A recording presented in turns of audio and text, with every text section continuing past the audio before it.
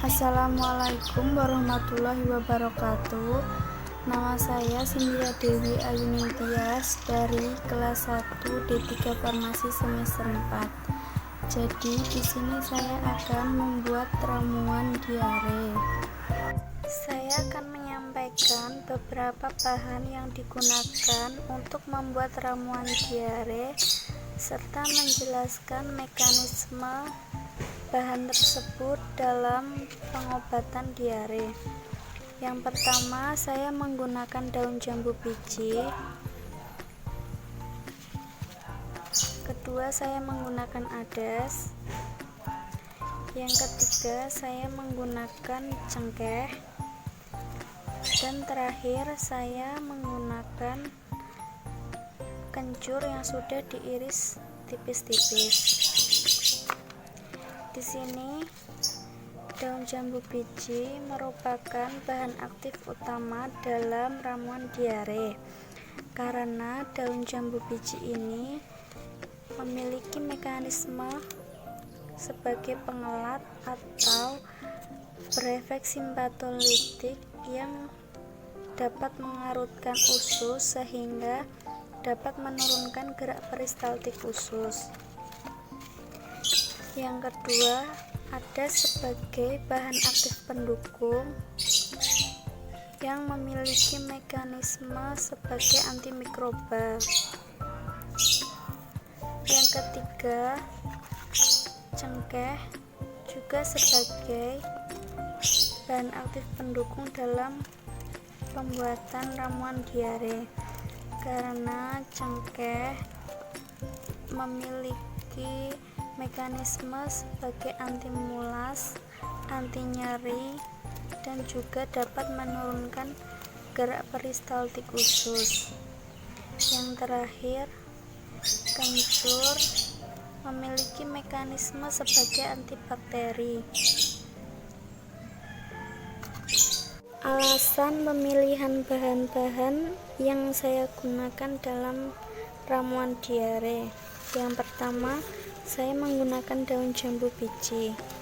Daun jambu biji ini sudah sering digunakan di masyarakat untuk mengobati diare. Mekanisme dari daun jambu biji ini adalah sebagai pengelat yang memiliki efek simpatolitik sehingga dapat menurunkan gerak peristaltik usus. Jika gerak peristaltik usus diturunkan, maka frekuensi buang air besar juga akan menurun. Rasa yang diberikan dari daun jambu biji ini adalah rasa sepat.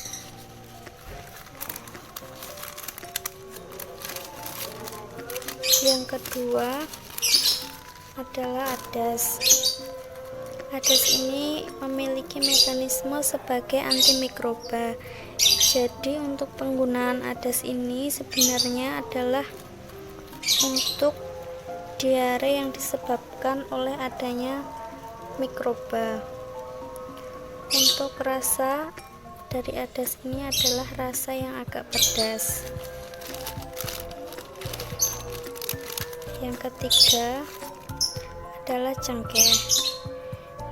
Cengkeh memiliki mekanisme 3 sekaligus, yaitu dapat mengurangi rasa nyeri, dapat mengurangi rasa mulas, dan dapat juga menurunkan gerak peristaltik usus.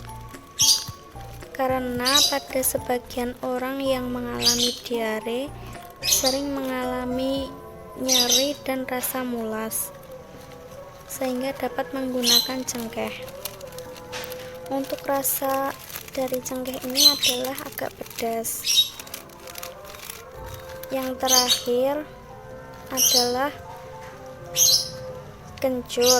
Saya menggunakan kencur karena kencur memiliki aktivitas antibakteri E. coli, yaitu bakteri yang sering menyebabkan diare. Saya menggunakan 2 ruas jari kencur. Untuk cengkeh dan adas bisa menggunakan satu jumput aja atau secukupnya. Untuk daun jambu biji ini saya menggunakan 4 lembar. Untuk kencur memberikan rasa yang agak pedas dan sedikit pahit. Selain itu, bahan juga mudah didapatkan. Dan cara pembuatan ramuannya dengan mencuci bersih semua bahan. Untuk kencurnya sudah diiris terlebih dahulu, diiris tipis-tipis. Selanjutnya dimasukkan ke dalam panci dan diberi air 1 gelas, lalu dimasak hingga mendidih. Setelah mendidih bisa disaring lalu diminum. Untuk minumnya sehari bisa 2 kali. Akan tetapi ramuan ini harus dibuat baru